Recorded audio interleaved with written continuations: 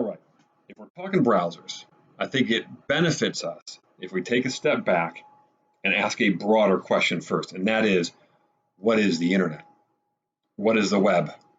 Are they the same thing, or are they actually different? They are different, and that's important to understand for you to understand basically what browsers do. So, browsers are things that allow you to, like I said in my other video, kind of access and interpret web pages. These are pages, bits of data that are what we call websites, web pages that sit on the web. And the web itself sits on the internet. Wait a minute here, aren't those interchangeable words? Not exactly. So, the internet. What is the internet? Well, you learned in the lecture a little bit of the history of the internet, and no, it wasn't Al Gore who invented it. I know that was, the urban legend has been around for a long time, but it was a Department of Defense initiative that was pretty old, actually. And this has been something that's been kind of in the workings for many decades, not just like the mid to late 90s or something like that. The internet is just like that in the word itself, interconnected network. So think about your computer right now. What you're doing right now, you're probably on what's called a LAN, or a local area network. So at your home somewhere, you probably have a modem, and you probably have a router. And you don't know what they are, but you need them because the guy at Best Buy told you to get them, right? Well, the modem is, the internet access will come in through the modem usually and go to the router, which then gives you Wi-Fi, which gives you basically access that is not, you don't have to be pinned down by, cables or anything like that in order to access the internet. And so you're on a local area network. You have a network right there on your home, in your home. And in order for you to go on all sorts of different kinds of websites and communicate with friends and family and all sorts of things like that, you're going to be connecting with other networks, and that is the internet, interconnected networks. And there are millions and millions and millions and millions and millions of networks all over the world, all of which are connected in this really kind of loose but interesting fashion, which makes up the internet. So the internet is actually all the kind of hardware and the software that works on it, but these are routers and modems. This is miles and miles of cable. And when I mean miles of cable, I mean thousands of miles of cable all over the world. In fact, there are massive cable bundles under every major ocean on Earth, allowing the internet to work worldwide. It's also router stations. It's also satellites that are in geosynchronous orbit. All sorts of things like that make up the internet, these interconnected networks. This is what the web sits on. So the World Wide Web is all the kind of information, all the software, all the web pages, all that, the apps and everything that function on the internet.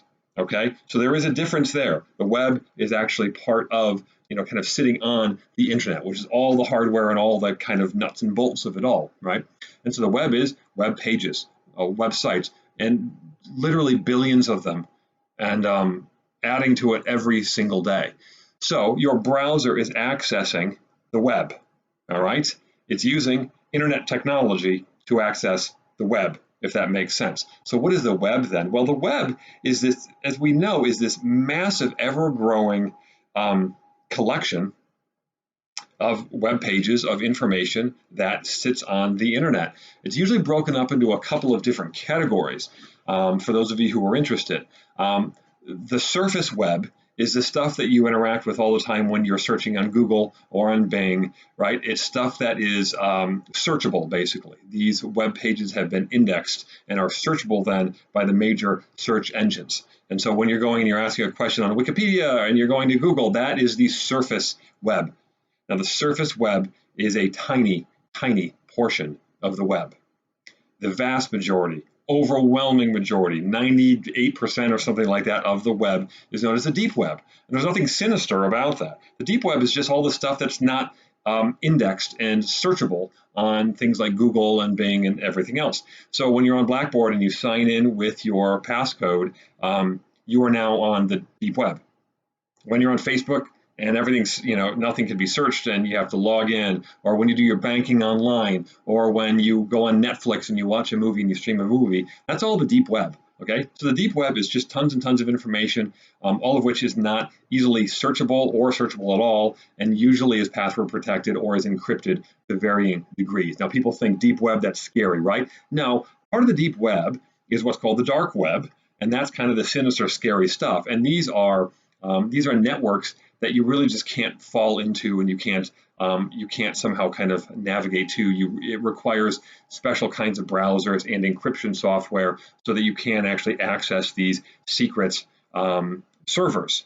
And this is where, yes, a lot of bad stuff does happen. It's not all bad. You have a lot of kind of dissidents in China and Iran who kind of interact on the dark web to kind of avoid, their government, looking over their shoulders and thrown in prison or something like that. But this is, yes, where you find people trafficking in drugs and in guns and in people. This is where you find a lot of illicit kind of bad, illegal, pornography and really nasty kinds of stuff.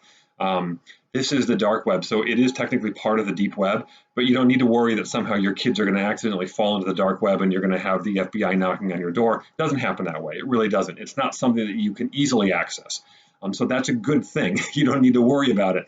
But it's important to know surface versus deep web, because when you're using your browser, you need to recognize that it is limited by what kinds of things it actually can search, because not all of the web pages in the world are actually searchable and then accessible by your browser, unless you have passcodes and stuff like that. So that's the web, that's the internet, and it's a little bit about browsers. I know I kind of just droned on for a while. Hopefully not too much. Hopefully it wasn't too boring.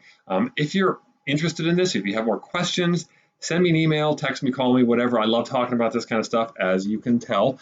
And so if you have any questions, please let me know. Maybe we can talk about it in the discussion board as well. Thanks, folks.